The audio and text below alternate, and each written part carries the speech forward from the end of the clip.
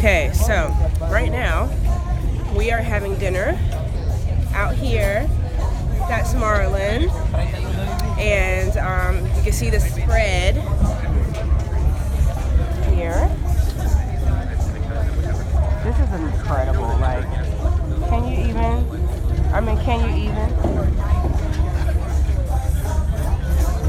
Having our little barbecue in the Antarctic. This whole spread. And they take such good care of me. They always bring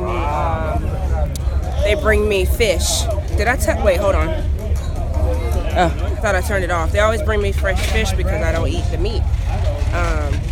So just like, this is our second to last day. So I don't even have words. Look at this like ice cream. He brought me this ice cream. How long ago?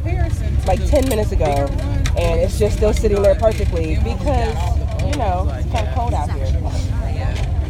But would not trade it. Like, this is the best thing in life.